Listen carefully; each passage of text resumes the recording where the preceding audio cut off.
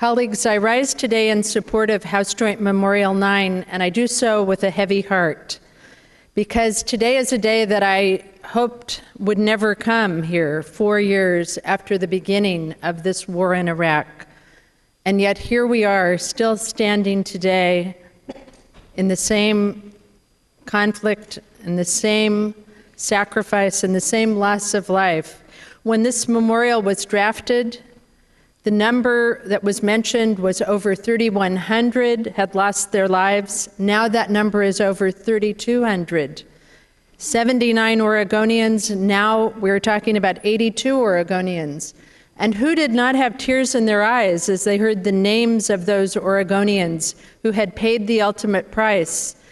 But colleagues, I ask you, how many more names need to be added to that list before we bring an end to this? The sacrifice that's being paid in lives, not to mention the injured and the Iraqis, too, who are paying an even more enormous toll in loss of life. These are the sacrifices. But for those who say that this is not our issue and we do not have a right to speak out, I would say to you that we are supporting this war.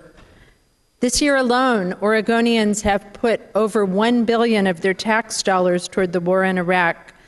And when you think of the things that we have been discussing here the last 2 months, the needs that we have in our state, the priorities that Oregonians have are each one of us is paying a price for the conflict and these tax dollars.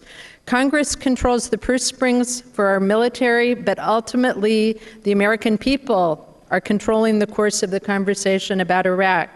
Today, they and Oregonians want us to send the message to Congress that our federal government needs to get its priorities in line with the people's.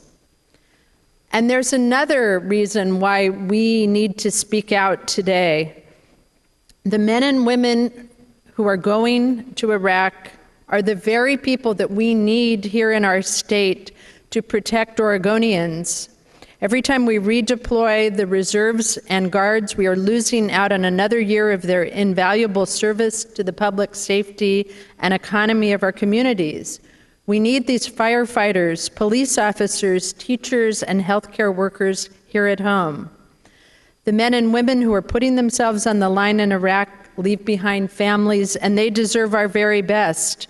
But they are the same families who are hurt when budgets for social services and schools fall short. Their families are working families, and they are the backbone of Oregon. And make no mistake about who is paying the price for this war.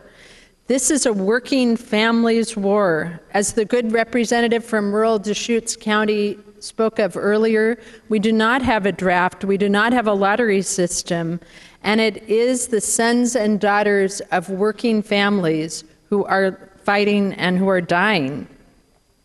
The service members and reservists serving in Iraq are disproportionately blue collar. They are our fathers, mothers, brothers, sisters, sons, and daughters.